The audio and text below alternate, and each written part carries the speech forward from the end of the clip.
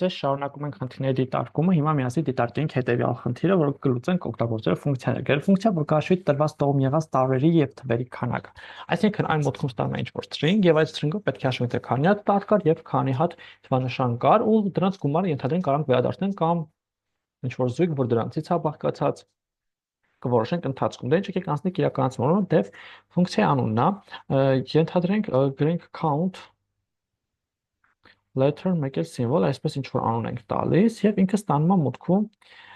string, հա, այսինքն ստե կամ գրեմ string հանգիստ։ Այս string-ը str տիպի է լինելու։ Էդ էլ եմ ստեղ նշում, որ իմ կոդ օգտագործող իմանա, որ սա տող եմ իրան փոխանցում եւ ինքը վերադարձնել է ինչ որ թիվ։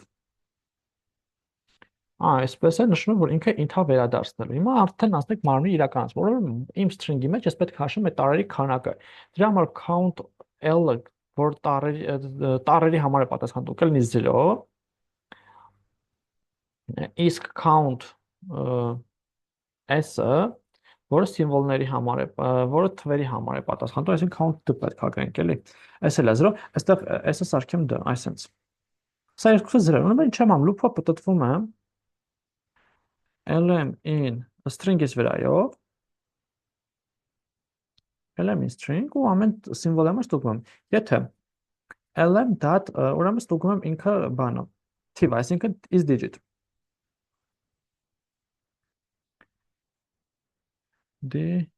Եթե այս մեթոդն եմ կիրառում, եթե ուրեմն թիվը ինքը true կտա, այդ դեպքում ուրեմն count then պետք է պլյուս 1-ով ավելացնեմ count then պլյուս հավասար է 1 else elif ավելի շուտ եթե օրինակ lm get is alpha, այսինքն տարա is այսպես, ապա այդ դեպքում count l-ն եմ պլյուս հավասար 1-ով մեծացնում։ Ընտիր, եւ վերջում արդեն այս for-ից դուրս return եմ անում, վերադարձնում եմ, եթե դեռ ուզում եմ այդ էքսի գումարը վերադարձնեմ, վերադարձնում count l գումարած count d digital-ների համարը։ Այդ էքսի գումարն եմ վերադարձնում։ Սա մեր ֆունկցիայի իրականացումը, հիմա ֆունկցիայից դուրս եկեք այդ ֆունկցիան կանչենք, ուրեմն print եմ անում, եկեք ստեղ ուրեմն